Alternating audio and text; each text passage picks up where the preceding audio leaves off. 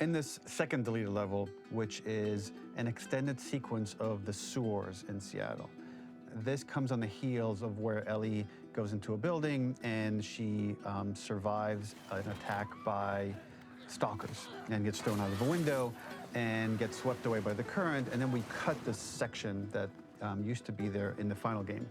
Now you will get to play it. So this was a way to get a bit more interesting puzzles, interesting traversal, figure out how Ellie can navigate the sewers with the fighting current.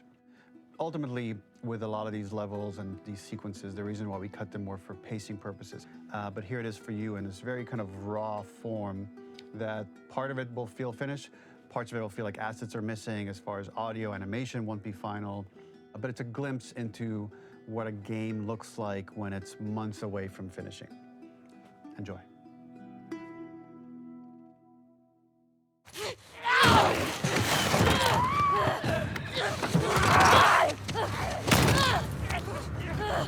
Get off of me!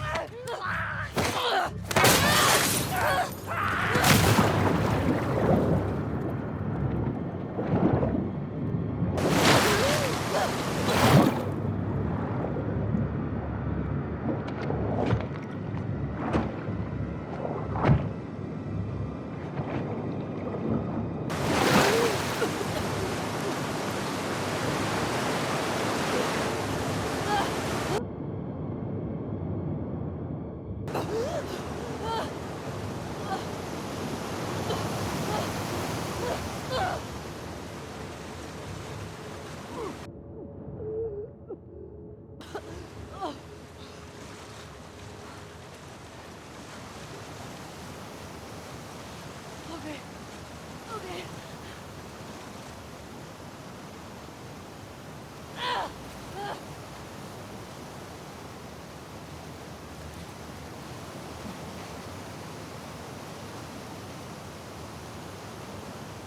Fuck Seattle. Okay. Where the hell am I?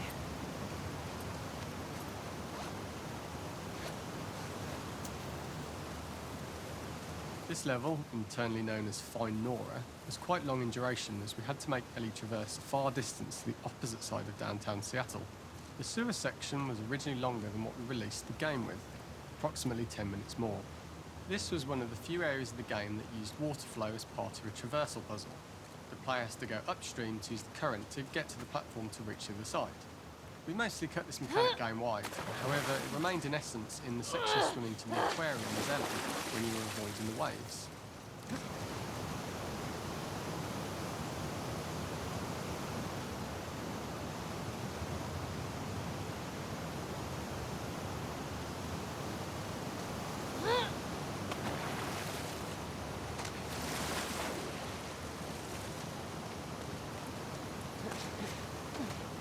The ladder acts as an immediate goal for the player, but being able to climb out is not going to be so easy.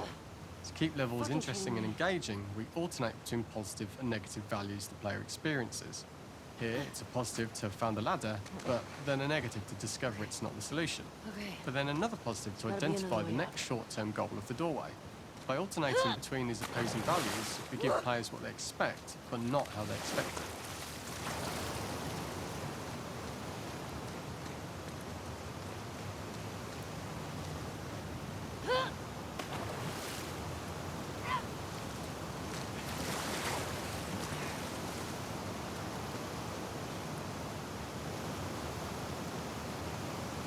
When players reach the doorway and enter into the room, they're faced with a dead end. The real reason for this dead-end room is that on the reversal, when exiting back out of the doorway, players are faced with the route onwards.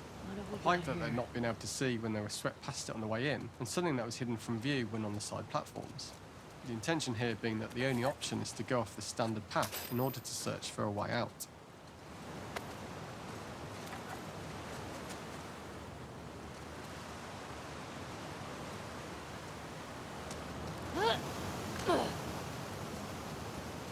Get me the hell out of here.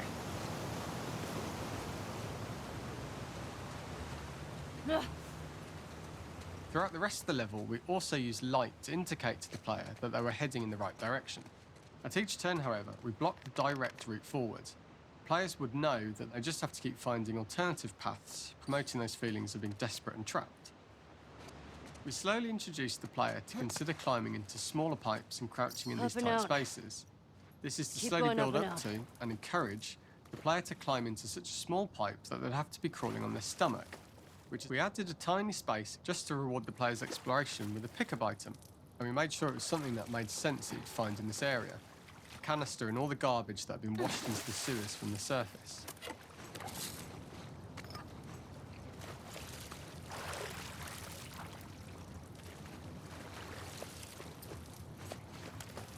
We loved the idea of making Ellie prone through a tiny, dirty pipe in order to get out, as it was a great opportunity to use our prone mechanic.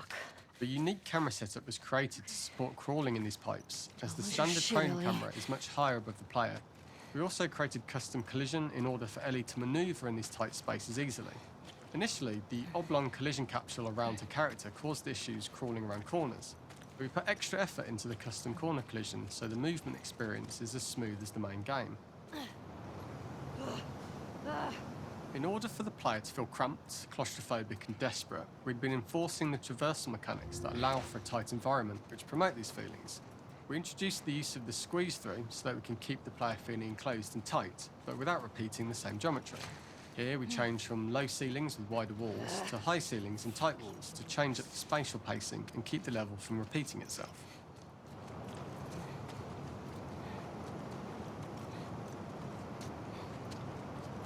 This would be a shitty place to die.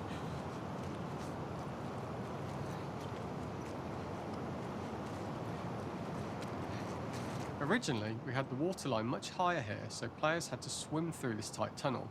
However, from watching user test feedback, it was occasionally causing people to discount the route entirely and turn back on themselves.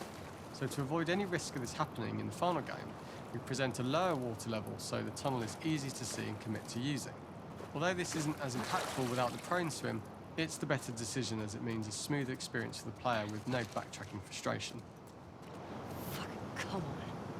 We draw the player towards this pipe as it is seemingly the route out of the tight space. Fairly soon it is obvious that this path is blocked. If the player goes all the way up to the bars that block the path, they are rewarded with a pickup, so this journey doesn't feel wasted. It was important to encourage the player to try to progress along this path so that they would subtly be thinking of progress in this direction. We hint to the player that there is a bigger, new space beyond this pipe by showing the player the waterfall. This helps players consider the other route where they don't know how far the tunnel is or whether they'd make it. As we surface from the water and over the crest of the slope, we reveal what is further in this tunnel. A clicker that has sprouted and fungus has grown on the sides of the pipe. It was great to see people who user-tested this area becoming increasingly worried as we forced the player to squeeze past the fungus and inches away from the clicker's face, all the time not being sure whether the clicker might be alive or attack them. Although we aren't as cruel as to force a clicker attack in such close proximity, we do have a payoff for this moment. This clicker momentarily turned into Joel to show Ellie's PTSD from what happened to Joel at the start of the game. Ultimately, we decided to save this moment for the farm level, as it was more impactful there because it could become the centrepiece of that experience. Whereas in the sewers, we weren't able to make it as much of a narrative point and give it the breathing room and reaction time that it deserves, given the tight space. Oh shit!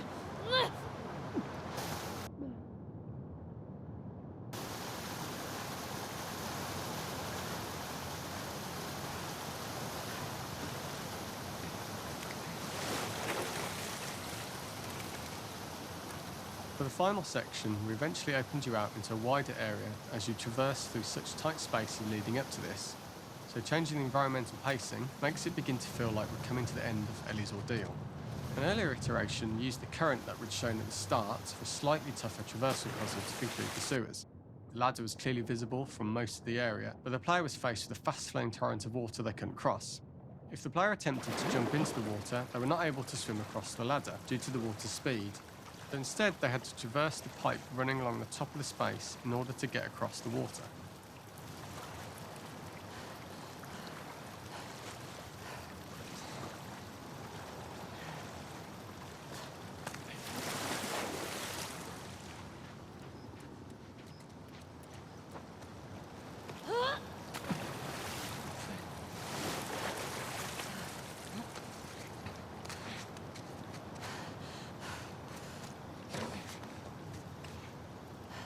Using this pipe was retained in the iteration we shipped with, as it's the last of the extreme methods Ellie has to undergo in order to escape the sewers, and what she will go through in her pursuit of revenge.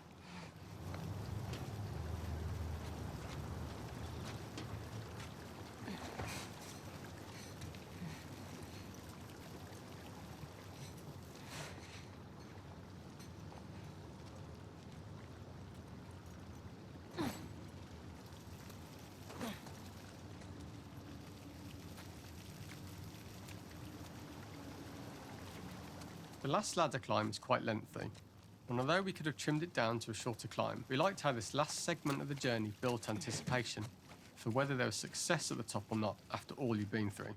Ultimately, the ladder exits out into the subway station, which is how it connects in the final game. Ellie then has to find her way to the hospital from here, crossing paths with the scars for the first time.